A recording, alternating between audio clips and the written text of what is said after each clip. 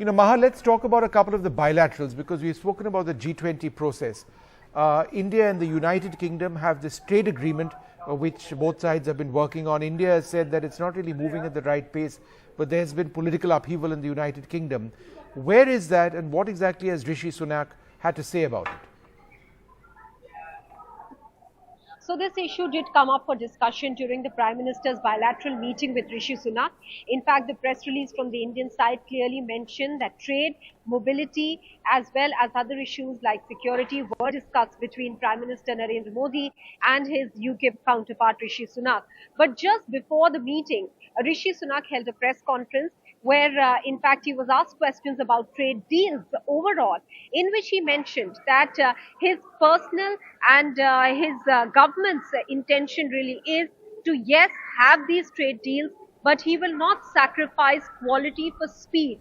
So the kind of speed with which Boris Johnson or say Liz Truss wanted to strike this trade deal with India, clearly he has now said that they will negotiate each and every trade deal well. And he has pointed out that this trade deal with India is under negotiation. This was a statement put out before his meeting with Prime Minister Narendra Modi, in which he highlighted that this trade deal, when struck, will be important for India because it will be one of its kind with a European country. But conversely, this deal is also important for the United Kingdom because of the movement of professionals, skilled professionals specifically, who fill the gap in some of the very critical areas like tech in many of these countries, be it UK or, for instance, US, where Silicon Valley is powered by Indians. The question with UK is, will it allow for a freer movement of Indian students and professionals? That's what India has been asking for, and that really is turning out to be a niggling point between the two, the mobility of students and professionals, as well as the issue of what UK calls illegal migrants. And today again, Rishi Sunak in this press conference said that even that issue is very important from him, apart from, of course, the issue of the economic situation of the country. The specific question was asked about illegal migrants, and he said it's important for them.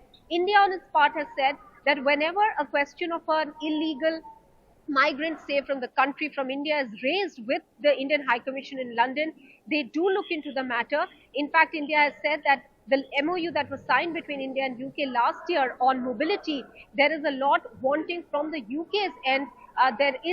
There hasn't been as much progress as India would have liked. Let's just listen into what Rishi Sunak had to say. On it as well as the trade deal with India, which we remain committed to, but we need to make sure we get these things right, and that's what I will do.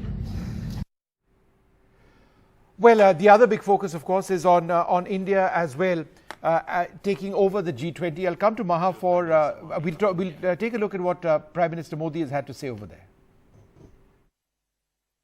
Bharat G20 का जिम्मा ऐसे समय ले रहा है जब विश्व geopolitical तनावों, आर्थिक मंदी, खाद्यान्न और ऊर्जा की बढ़ी हुई कीमतों और महामारी के दीर्घकालीन दुष्प्रभावों से एक साथ जूझ रहा है। ऐसे समय विश्व G20 की तरफ आशा की नजर से देखता है।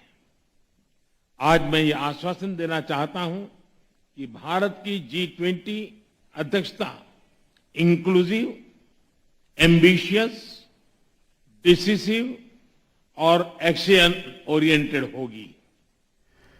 Well, let's go back to Maha now. And in as much as we've been speaking about the G20, and that's all very well, it was awfully tense this morning in Bali for something which took place thousands of kilometers away, when the G20 broke into the G7, and Biden and Sunak and all of the other leaders met at a time when Russian-designed missiles fell in Poland.